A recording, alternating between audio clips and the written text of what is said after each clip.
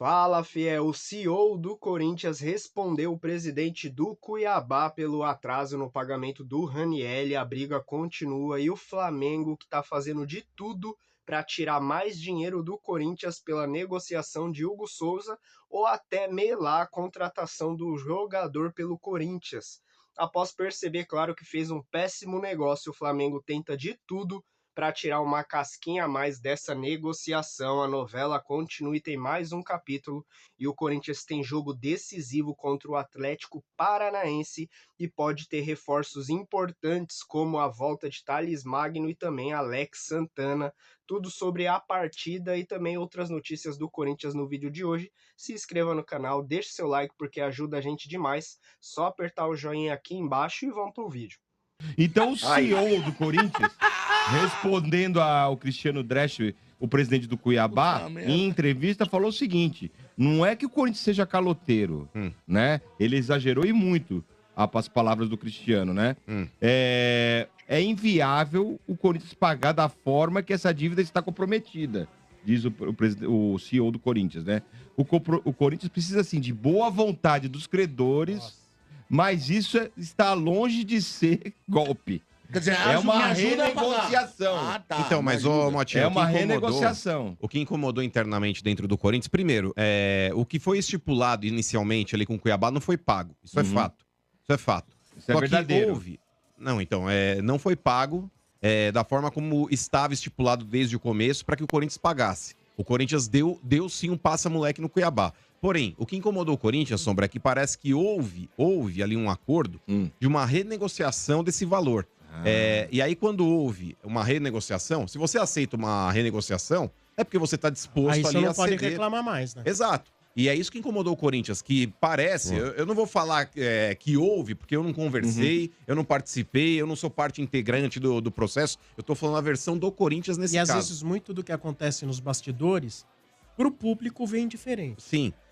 E o presidente do Cuiabá, ele chegou a dar uma espetada no Corinthians do jeito que ele deu. Ele tem razão? Tem, porque o Corinthians não pagou a primeira coisa que foi combinada. Porém, se ele se predispôs a renegociar uma dívida, ele também não pode chegar e falar da forma como ele falou. Porque se você abriu realmente aí a brecha para renegociar essa dívida, é porque você aceitou os moldes. Então eu não vou ficar aqui defendendo o A ou B, porque o Corinthians é um mau pagador, isso é fato. Em diversas oportunidades o Corinthians deixou de pagar parcelas de jogadores que ele se comprometeu a comprar.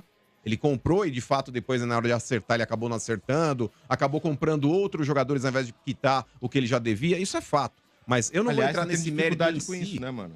Então, mas, ô Mota, você perde credibilidade no mercado. Porque a partir do momento, eu comprei um jogador do Vieira, não paguei. Comprei um do Portugal, não paguei. Eu vou comprar um jogador do Bento, o Bento vai exigir o pagamento à vista, ou então uma garantia que eu não ofereci pros outros Foi dois igual aqui. o Tadieres fez, não foi? Não, aliás, a história que rola com o Flamengo, né? Sobre o Hugo, né? Porque o Corinthians quis oferecer a mesma garantia que ele Não, ofereceu. mas peraí, aí é diferente. Nesse caso aí, Motinha, eu espero que o Corinthians esteja mudando, porque... Não, tô falando que o que o Flamengo fala. Que o Corinthians ofereceu as mesmas garantias. Mas que o Flamengo fala que se F. Que se F. Eu vou falar aqui a respeito do Corinthians em si. Não, tô falando que ele falou. Não, mas é que tá, Motinha. Vamos entender esse caso do Hugo Souza. Mateuzinho. O Corinthians ele tá devendo o Mateuzinho pro Flamengo, isso é fato. Ele apresentou a garantia lá daquela empresa da Brax, que é a empresa que é a detentora dos direitos ali das placas de publicidade dos estádios. E a garantia vem através dessa empresa.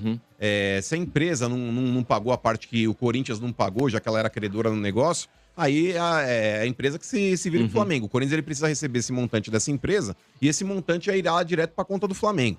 Posto isso, a transação do Hugo Souza. Para mim, o Flamengo é muito espertinho. O Flamengo é muito espertinho, porque ele retardando a compra, o Tinguá ali, ele necessariamente entende que, olha, eu não autorizei aí a compra do Corinthians porque ele não me ofereceu. O Corinthians pode dar o Banco Central de garantia que o Flamengo não vai querer.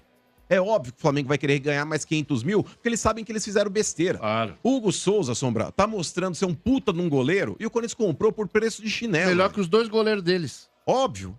Pra falar a verdade, pra mim, hoje o Hugo Souza é o melhor goleiro do estado de São Paulo. E tá entre os top 3 do Brasil. É melhor que o Rossi. Eu acho hoje o Hugo Souza um dos 3 melhores goleiros do Brasil, fato. Eu acho ele hoje melhor que o goleiro do Palmeiras, do São Paulo e do Santos. Quem que é melhor quem? Eu acho melhor que o Everton. Acho Tá melhor começando que o Everton. agora, velho. Mas eu tô falando do que ele tá jogando. Ele tá o louco, Everton velho. hoje, o Tá falando Everton, do gente, momento, ele tá a falando do impressão que eu momento. São tenho... Paulo e Santos eu concordo. O Palmeiras Everton, ainda não. o Everton, ele Tomar um cansou peru de no jogo tomar de gol. lá. Que peru? Mas tomou gol do Alessandro, gol no Peru, passou do lado dele. Peru foram os... Não, foi o gol do Alessandro, o lateral esquerdo. Falhou no gol. Pra mim não é falha. Aquele tipo de lance ali, muitos goleiros aí tentam prever o que vai acontecer e muitas vezes são pegos no contrapé, mas pra mim isso aí não é frango, isso aí não é falha. Agora, a falha é o que o teu goleiro, que parece que joga com luva de boxe, comete jogo sim de outro. Vem aí quanto baliza zero aí, quantos jogos aí. Agora o negócio é o seguinte. Agora o negócio é o seguinte, Everton vamos vai lá. desafiar o Popó. Eu acho, porque a impressão que eu tenho é que de vez em quando ele tá... O Everton, pra falar a verdade, sobre ele é um bom goleiro, ponto. Ele é um bom goleiro, ponto. Melhor goleiro Mas do se tivesse que Brasil, escolher hoje fiote. pro seu clube, você que é uma parte alheia dentro dessa discussão, independe de idade, tô falando pelo que joga. Você contrataria o Everton ou o Hugo Souza? Hoje, pelo que tem apresentado os dois goleiros. Eu tenho que reconhecer que o Hugo Souza... Mas vamos entender também um pouquinho do contexto. A bola vai mais no gol do Corinthians do que do Palmeiras. O Corinthians é muito mais, sofre mais do que o Palmeiras.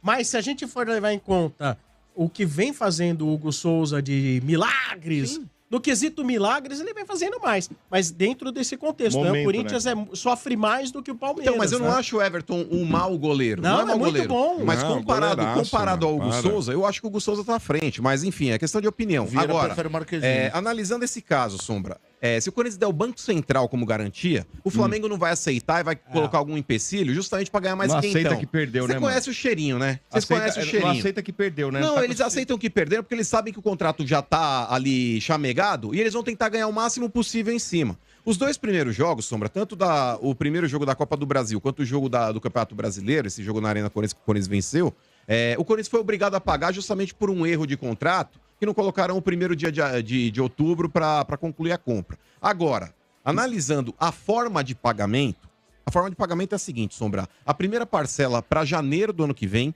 a segunda parcela para o meio do ano que vem, de 2025, a terceira parcela para o início de 2026 e a quarta parcela para o meio do ano de 2026.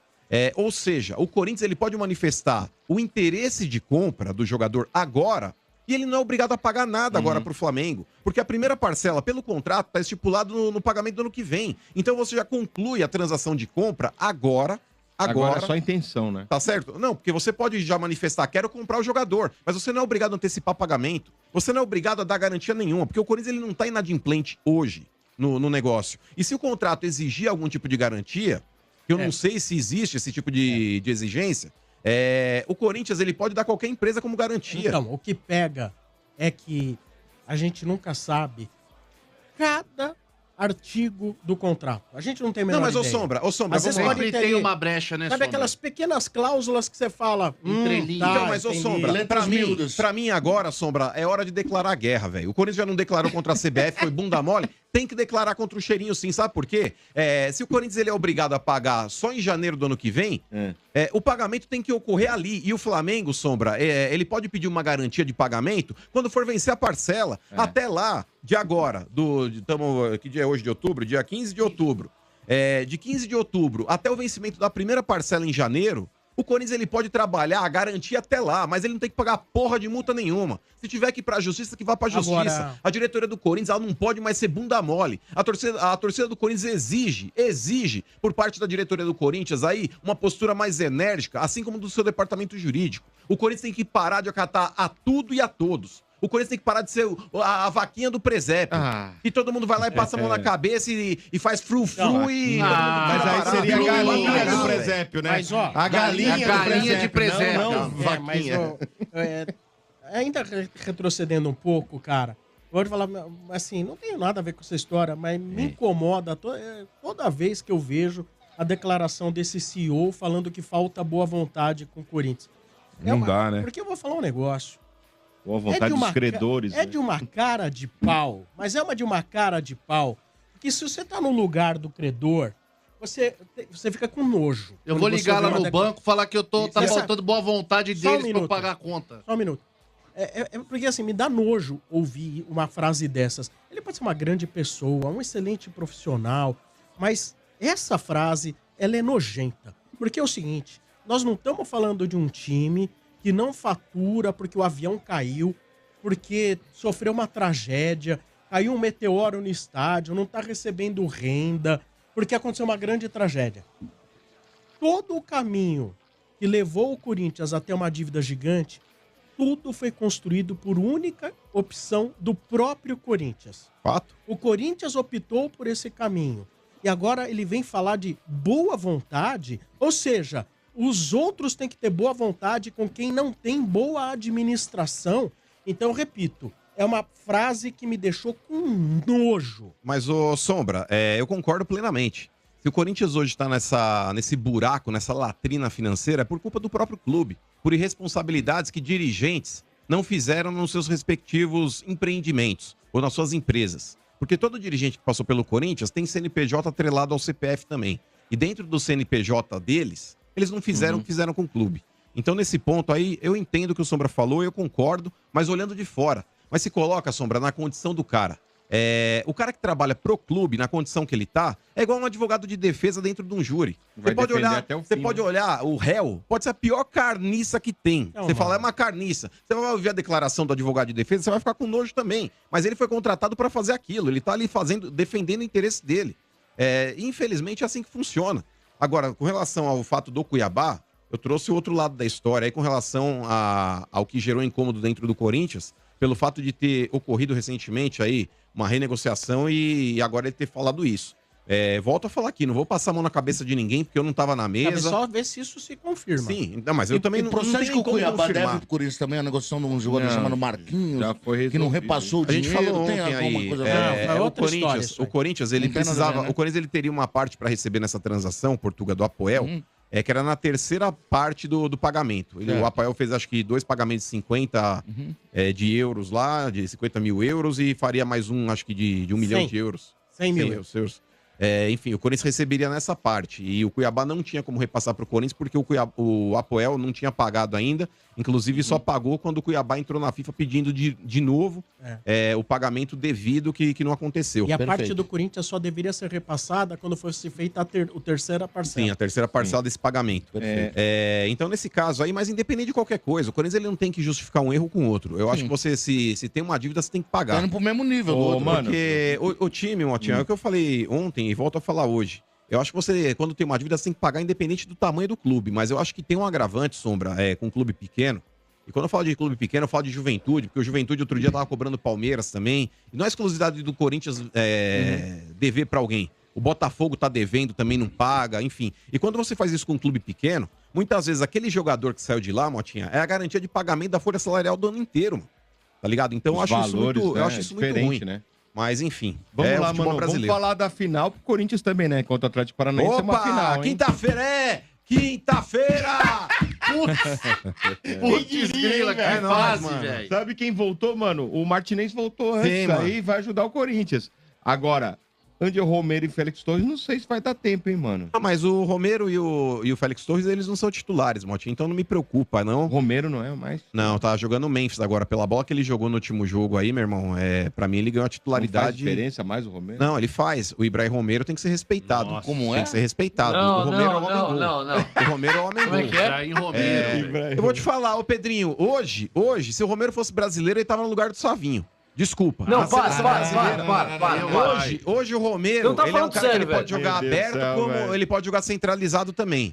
O Romero Você não tá hoje falando é mais sério. ou menos... O Romero hoje é o Rodrigo na seleção brasileira. não é possível. Ele pode jogar aberto, ele pode jogar centralizado. O tá? Raio, é o Raio. É que o Raio ele Você faz não- mais você uma não tá função falando que é sério, de meia. velho. O Raio ele faz mais uma função que é na armação do Brasil, mas o Romero não joga de Mas armador. então, tá Que só animal. aguardando aí pra ver a volta dele, se vai poder colocar, né, mano? Quem que vai ser escalado ali na frente? Eu não... Então, pra falar a verdade, Motinha, meu ataque seria Memphis e Yuri Alberto. A escalação do Corinthians não tem muito segredo, E no não. meio, Vai ser Hugo Garro. Souza, possivelmente, Fagner, Kaká, André Ramalho e Matheus Bidu.